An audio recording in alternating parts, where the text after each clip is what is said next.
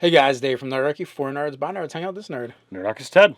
And in this GM 911, a player asks us the question, should his group allow their DM to have a player character in the adventuring party?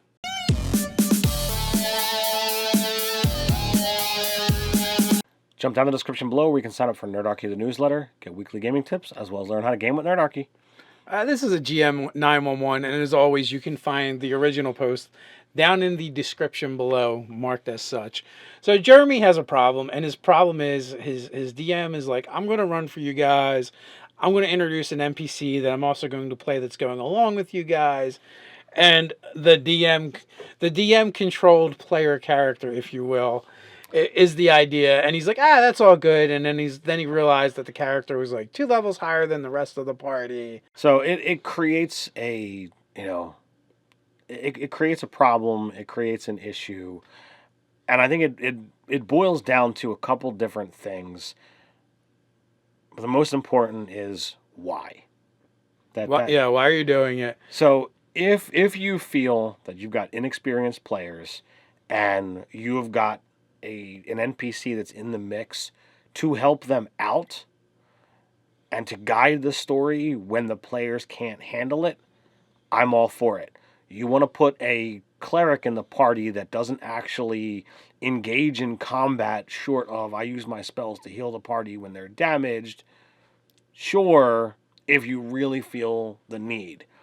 But says Ted, I say let them die. Well, if they die, they die.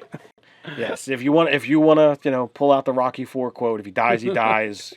By all means. I don't do this. I learned when I was a teenager, the DM player character is just more challenging than it's worth. I don't think it's challenging. I just think it's super lame. Call it what you will. You're just being nice. Yeah. Good cop, bad cop. We got this. I don't feel it's worth it.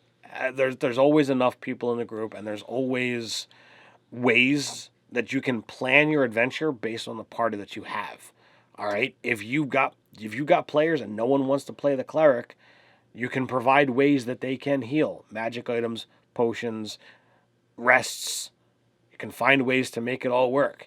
And yeah, every once in a while there's going to be a challenge when you can't get rid of that disease or you just don't have enough healing to go around. Every once in a while a character might just die because people are failing their medicine checks, they didn't get the healer's kits, and there's no one with actual cure magic. Oh well, that was their loss for not being properly prepared. Let's address the real problems. So here's the real problems as I see them. Okay. Right. One, Jeremy also now doesn't want the DM to have a player character and wants us to know if we should tell them to not let the GM not play the character in the game. Good luck. Not sure exactly how you're going to do that. But here's the real problems. One is GM feels he needs a player character because he's not playing the game. That's problem number 1, right? Problem number 2, you the players are playing the game wrong because you built your party the wrong way. It is like the other thing. And problem number 3 is there literally is only going to be certain ways to solve the problems. You're pigeonholed, you're limited because without X composition of the party, you have to fix that. Or problem number 4, there's just not enough players in the adventuring party playing. But none of them are really problems. They're perceived problems. Absolutely. And there's a way to fix every single one of those. One, all right, let's start from the beginning. DM doesn't feel like he's playing the game. You get to play everybody else. Why do you feel the need you have to be in the middle of the party when you are literally everything else in the world? And then in this case, if you're bringing an NPC that's more powerful than the party, then you're actually doing what's in writing, which is called a Mary Sue. And it's a dick move.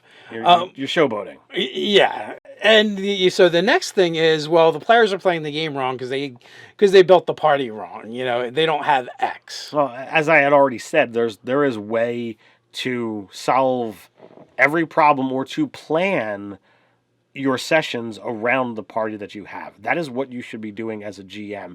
You shouldn't be able to just say, well, I'm going to make this game, and if you don't have the rogue to deal with the traps, you're just screwed. Don't put traps in if you have to deal with it, or they're going to take damage and they're going to have to deal with that. Yeah, or they're going to have to be creative and figure things out. the party composition and there's only one way they kind of blend together. But the idea is like, you can have traps and hazards where there are puzzles to be solved more so than mechanically I roll to search for traps or whatever. And the truth of the matter is you can actually do that anyway. You're just not you just might not be trained in it and as good at it, which is completely fine. Then the other thing is the party's too small. Well, if you look at most novels, it's written with like one or two people, in the scenes at a time that it's centered around anyway. So like you have to, you have to stop thinking about it as a D&D game and think about it as a story and how that story would unfold, with the characters. If you look at the comic books, unless it's a team book, it's generally one hero or one hero and a sidekick. If when we read Dresden Files, which we're big fans of, most of the time it's just Harry, and sometimes he has like one other person accompanying him. Very rarely does he have a large group with him. Yeah, and that takes a lot of work for him to get everybody together. So if you That would be the adventure, getting them all together. So if you read novels like that, or you watch movies where you've got a tight knit group of people, or the lone individuals, you've got the ability to see how the pieces fall. What is the villain doing? When you're talking about a movie or a book that shows both sides, you literally know what the villain is doing, and can then do the same kind of things. When you're only seeing what the adventurer or what the hero has to come up against, well, there's your story. That's the arc that you take them through. Okay, they go from here to there, and if they go sidetrack, deal with it. That's going to happen. If they don't, then you've got your arc of, well, they fight this, he finds this, he has to go research that, he moves to here, done.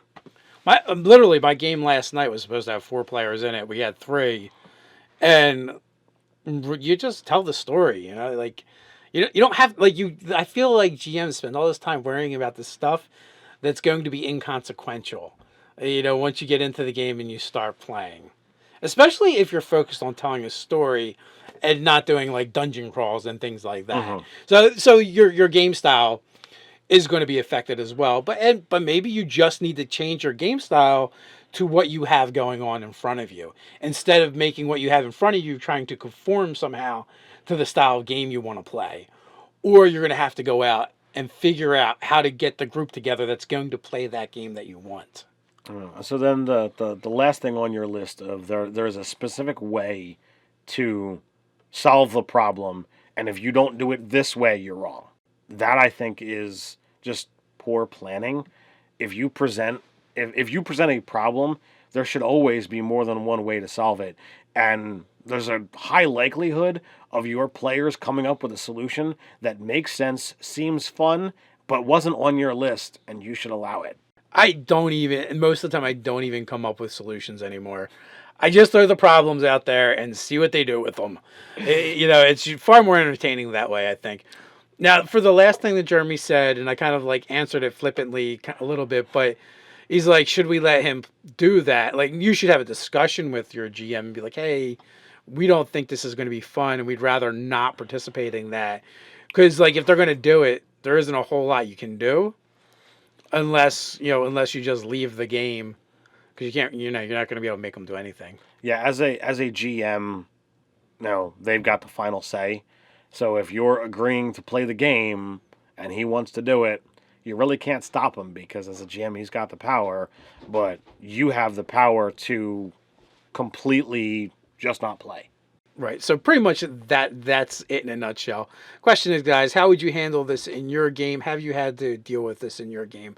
We have a place for that. That's down in the comments below. While you're at it, like, share, and subscribe. You can also support us over on Patreon. So until next time, Stay nerdy.